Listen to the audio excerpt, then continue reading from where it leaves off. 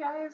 Today we're talking about planning out your sales goals when thinking about starting your side hustle. So there's many reasons why you might want to plan out your sales goals. You might be relying on a certain amount of income per month and need to plug that in with your expenses, both personal and business, or you might just want to see if you're able to quit your day job.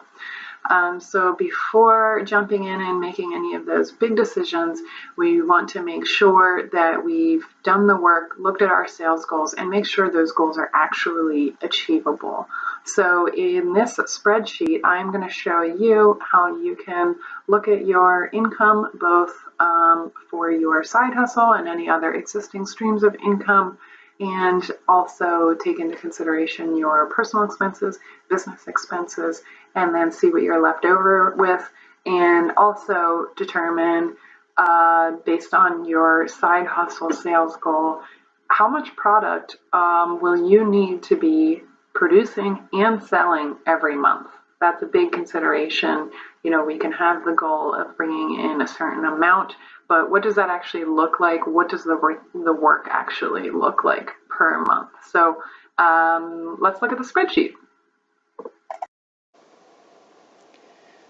So step one is talking about your income per month. Now you could either enter your existing income if you have a combination of a full-time or a part-time job, as well as a side hustle. You could add both of those amounts right here. Or if you just want to figure out, if you're considering doing a side hustle or you're considering a second stream of income, here's where you can say, I don't have a side hustle yet, but I would like to do something where I can make an extra $2,500 a month. You know, and then you can add your full-time or part-time job. So you have a part-time job bringing in $2,000 a month. If you have any other streams of income, you can list them in here. You can just add them in, and the spreadsheet will calculate no matter what.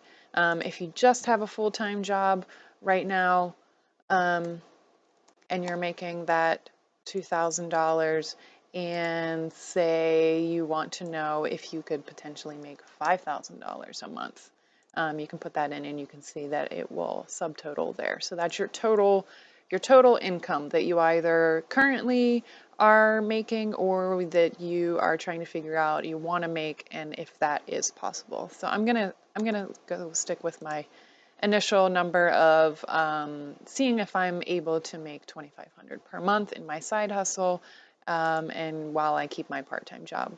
So my total income per month would be $4,500. And this is also, just to note, this is before taxes. So taxes is one of those things that is difficult to put into this spreadsheet because taxes are different for everybody. It just depends on your total income, if you're married, filing jointly. There's a lot of different factors that can affect that. For me, I find that a good rule of thumb is just for everything that I make on a freelance basis where there's no taxes being taken out automatically, or anything I make in my side hustle, I put aside 25% of it. And that generally at least gets me in the right ballpark at the end of the year, or when I'm making quarterly tax payments of generally what I should be putting away. But again, it is different for everybody, so you should consult your accounting professional in your life. So let's move on to step two, which we're going to talk about your monthly personal expenses. So here you want to put in all your bills. So your rent or house payment, your utilities, your electric, your gas, your cell phone, what you spend on groceries per month, health insurance, car insurance, and you also want to include things like meals out, because it's better to have these sorts of things, even though it's not a necessity.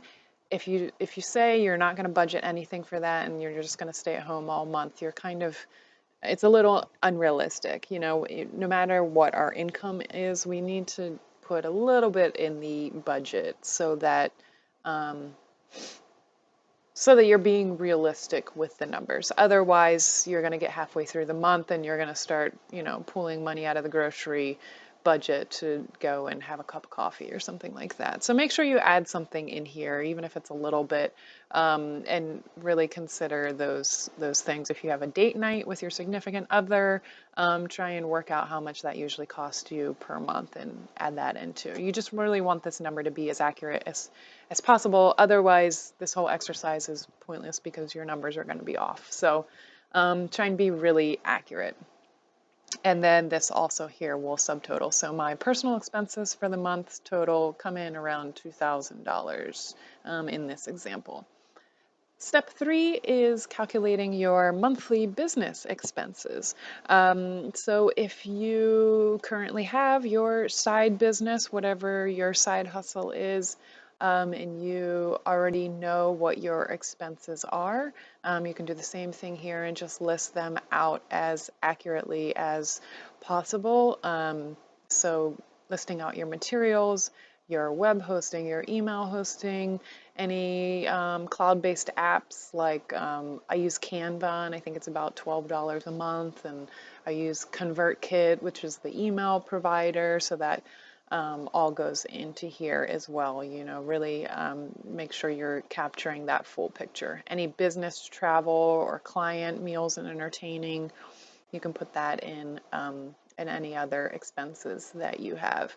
If you're kind of doing this exercise and kind of planning ahead, if you don't already have a side hustle started, you don't already have a business started, first of all, congratulations for planning ahead. That's a very important step before you even get into the side hustle, is to try and figure out, you know, the potential.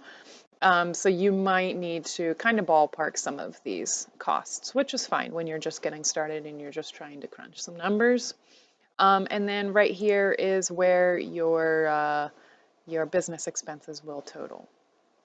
So now if you scroll down just a little bit here, this is kind of the table that tallies these three tables. So your total income per month is $4,500. Your total personal expenses per month are $2,002, and your total business expenses for the month are $809. So your income minus your expenses leaves you with $1,689. So it's at this point that you can kind of now assess and say, is my income high enough?